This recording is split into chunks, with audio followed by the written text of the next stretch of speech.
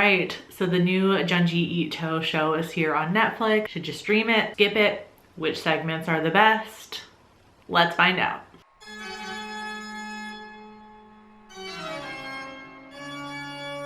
Hey there, creepy peeps. My name is Nightmare Maven and welcome back to my channel. In case you missed it, I did make a video a little bit ago about Junji Ito's work and my personal favorite manga that I've read from him so far. I'll link it up here. Definitely recommend you pop over and at least watch the beginning of that video where I talk about the themes in Junji Ito's work, because I feel like it is a little bit relevant to the show on Netflix and maybe this video a little bit. Although I will say right off the bat, in case anyone was wondering, you don't need to be familiar with Junji Ito's work necessarily to watch this show on Netflix. You don't have to have read any of his manga to enjoy it. Now there are 20 segments across 12 episodes, and I'm not gonna rank every single segment, but I will get into my absolute favorites, and I think I'm gonna break it into sections. So I'm gonna start with the best of these simple segments, because not all of them are super long with really deep meanings and themes. Some of them are just simple and scary. Like Long Hair in the Attic, which follows a young woman who is unceremoniously dumped by her long-term boyfriend for whom she grew out her hair. After she unalives herself, her hair takes revenge on her boyfriend. Simple story, but really effective. A lot of the segments in this series kind of play like those two-sentence horror stories, you know? Like I said, not really deep in meaning necessarily, just simple and freaky. Another one that's really simple but super scary is Alley, which follows a boarder who discovers the secret behind the walled up alley right next to his room. This one ended really abruptly actually, which I was surprised by, but I didn't mind because it plays off of your fear of anticipation of what's gonna happen next. Another great one is The Bully, although I will say this one out of all of the segments in the show is probably the hardest to watch, at least for me, because it involves a young girl who is obsessed with torturing a little kid who she is forced to play with at their neighborhood playground. I don't like kids, I don't want kids, but that doesn't mean I like seeing little kids in extremely violent and scary situations like this, even animated kids. It's a great segment though that brings the darkness of Junji Ito's work to the surface. But viewer beware for this one. Now for the best of the body horror segments. A big theme in Junji Ito's work is body horror, like in Hanging Balloon, which was a really strong segment, and it's a great example of what to expect with Junji Ito's stories. So he takes a mundane thing or a concept, like a balloon, but make it body horror. So in Junji Ito's world, the balloons are doppelgangers of their victims' heads, and the string is your body hanging from a noose.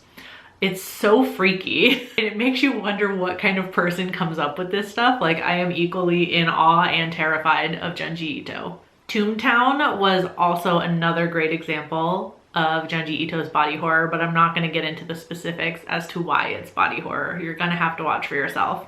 But in this segment, two siblings are visiting their friend who lives in a town where a gravestone springs up from wherever a person dies. And the siblings unfortunately find out the horrifying thing that happens when a body is moved and the gravestone is not given time to pop up. You do have to suspend your disbelief a lot. I feel like if you're used to like Twilight Zone type segments, Junji Ito is gonna be great for you. And like I said, I'm not gonna mention specifically how body horror plays into this particular segment. You're gonna have to watch that one for yourself. All right, so I'm gonna end the video with 3 segments that best exemplify Junji Ito's work, in my opinion. And I feel like if you wanted a quick summary of the manga that Junji Ito creates, you can watch these 3 segments and you'll have a very good idea. First is Mold, which follows a man who moves back into his house that he rented to a family while he was overseas. And as you can maybe tell from the title, they left the house a complete wreck and there's mold growing everywhere and he can't figure out why. It's a really simple concept, but it has some of the best examples in this entire series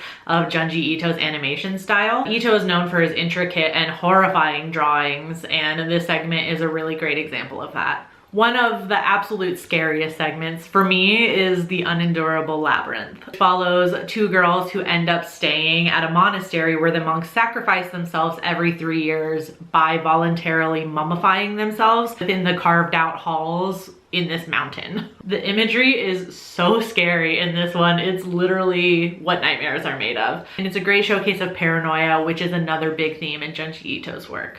And finally, one of my all-time favorite segments in this series and in the Junji Ito manga that I've read so far is the Sandman's Lair. I feel like this segment perfectly encapsulates Junji Ito's work, and it would be a segment that I suggest to anybody if they wanted a very quick summary of what to expect with Junji Ito. I would just have them watch this segment alone. It's a great summary as to why Ito is so iconic. So if I told you the story follows a young man who is afraid to go to sleep because his dream doppelganger is trying to replace him in the waking world, and he can only do so while he's asleep, you could come up with 1,001 versions of this, how this looks, how it plays out, how it ends, and I guarantee not a single one of the things you're gonna come up with is gonna be what happens in this segment. And I'm gonna deliberately not tell you how the doppelganger is trying to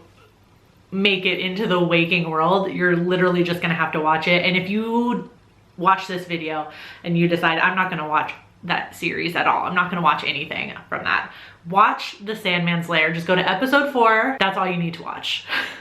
Then you can come back and thank me. Well, overall, the Junji Ito Maniac, Japanese Tales of the Macabre.